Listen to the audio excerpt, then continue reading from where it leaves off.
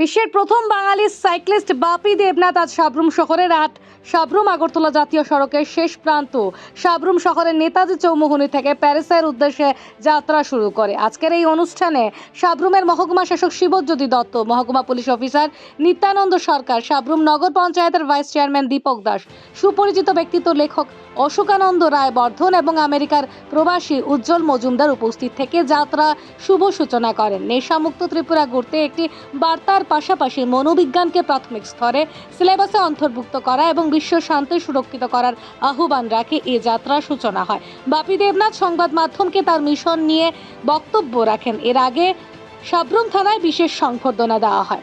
Bureau report, Dharmanagar live. নমস্কার সবাইকে, আমি বাপি দেবনাথ ওরফে নীল।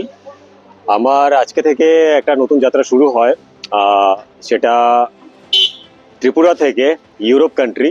কিন্তু তার আগে এই যাত্রা পথে আমার যেটা মিশন ছিল 10 লক্ষ সিগনেচার কালেক্ট করার, যেটা বিশেষত সাইকোলজি ক্লাস এবং সেলফ ডিফেন্স ক্লাস আমাদের ভারতবর্ষের বিভিন্ন স্কুলের মধ্যে চালু হোক, সেটা নিয়ে আমার যে ক্যাম্পিং বা অ্যাওয়ারনেস আমি করছি। আর ড্রাগ অ্যাডিকশনের উপর যে আমার কাজ হচ্ছে, সেটার আজকে আমার ত্রিপুরা রাজ্যের শেষ সীমানা 44 নম্বর জাতীয় সড়ক এবং 8 নম্বর হাইওয়ের যেটা শুরুর জায়গা, সেখান থেকে আমার শুরুটাও আজকে এখান থেকে হলো।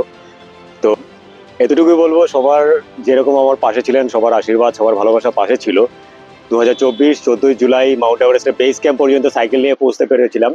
সেরকমভাবেই আজকে এখান থেকে একটা নতুন যাত্রা শুরু হলো এবং আপনাদের সবার আশীর্বাদ থাকলে আগামী দিনে ভারতবর্ষ পুরো কমপ্লিট করার পর আমি ইউরোপ কান্ট্রির ফ্রান্স শহরের প্যারিসে আমি আমার দেশের পতাকা সেখানে নাড়াতে চাই।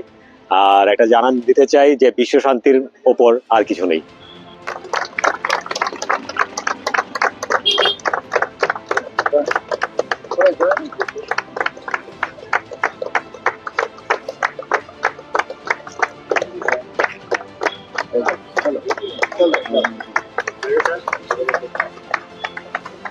Best of luck.